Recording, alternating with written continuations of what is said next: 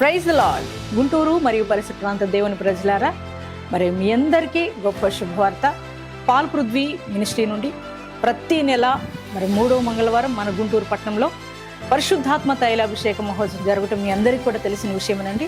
మరలా ఈ నెల అనగా మరి ఫిబ్రవరి 17వ తారీఖు ఉదయకాలం 9 గంటలకు గుంటూరు పట్టణంలో ఉన్న వెంకటేశ్వర విజ్ఞాన మందిరంలో పరిశుద్ధాత్మ తైలాభిషేక మహోత్సవం జరగబోతుంది.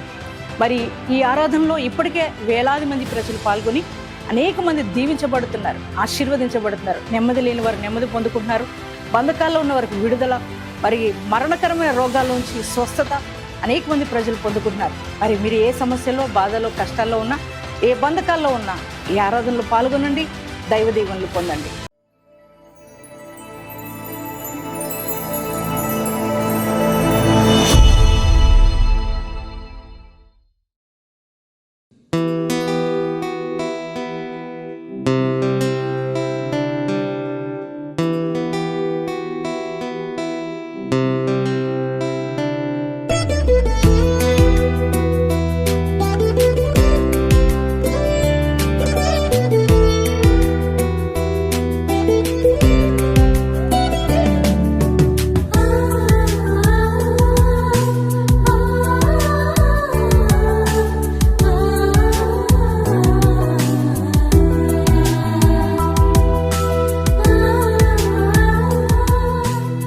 Praise the lord.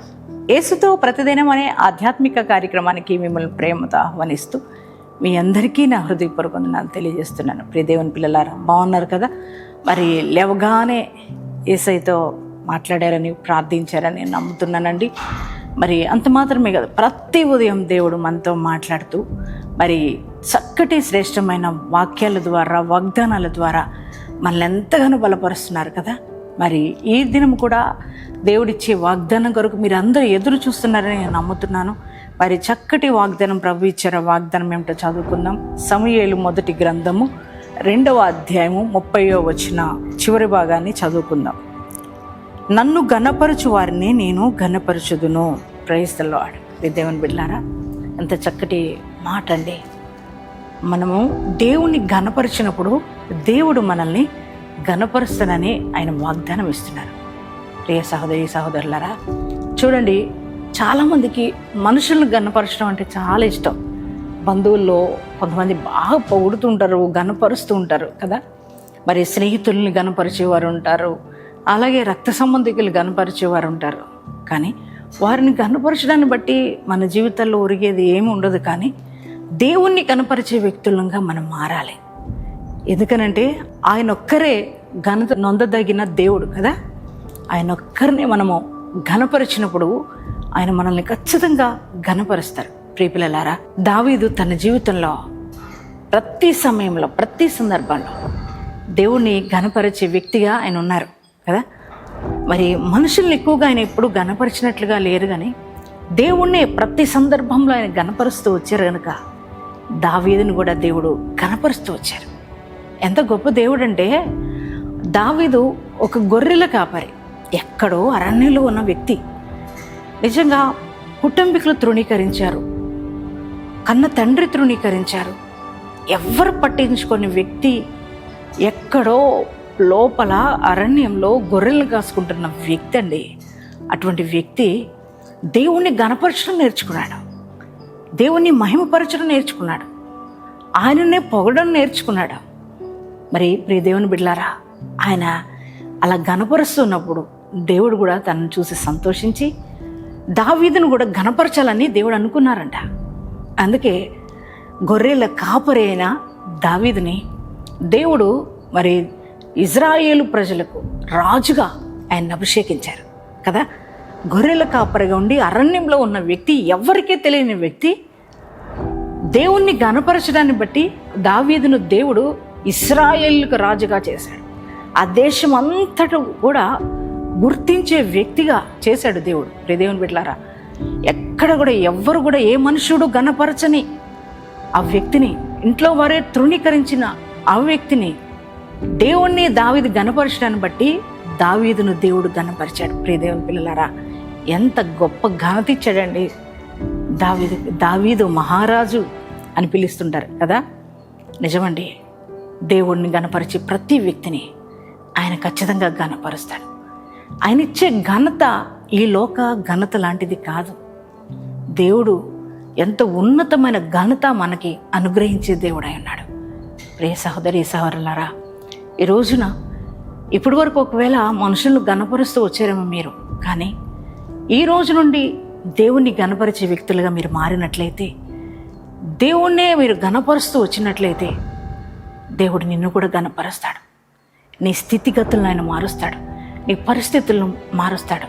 నీ ఇంట్లో కూడా అందరూ ఒకవేళ తృణీకరిస్తున్నారేమో, అవమానపరుస్తున్నారేమో, దావీదు వలె ఎవరి యొక్క ఊహల్లో కూడా నువ్వు గుర్తు లేకుండా ఉన్నావేమో, ఎవ్వరు కూడా నేను గణపరిచేవారుగా లేరేమో. కానీ నువ్వు దేవుణ్ణి గణపరిచే వ్యక్తిగా మారితే చాలు, ఆయన నిన్ను కూడా గణపరుస్తాడు.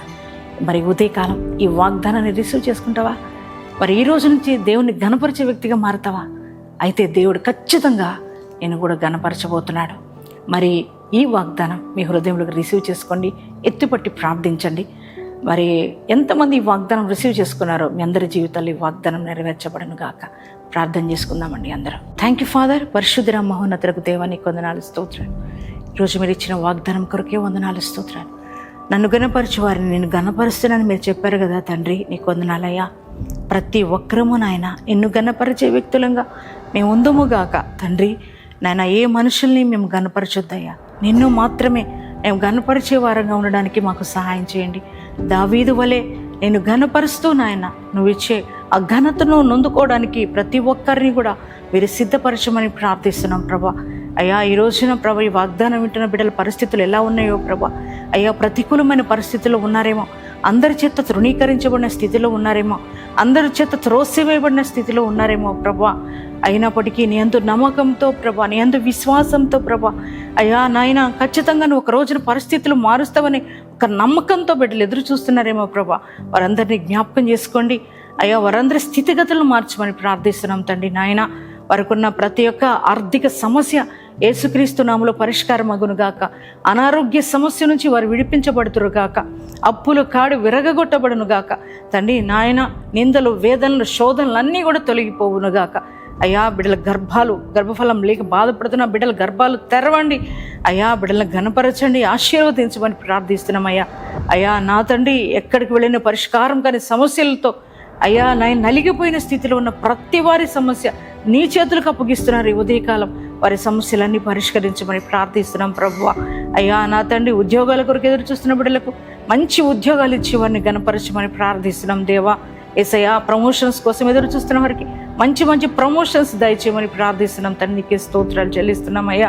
వ్యాపారాలు దీవించే, చేతి పనులు దీవించయ్యా. ఈరోజు మ్యారేజ్ డేస్, బర్త్డేస్ చేసుకున్న ప్రతి వారిని దీవించి ఆశీర్వదించమని యేసు నామములో ప్రార్థిస్తున్నాం తండ్రి. ఆమేన్.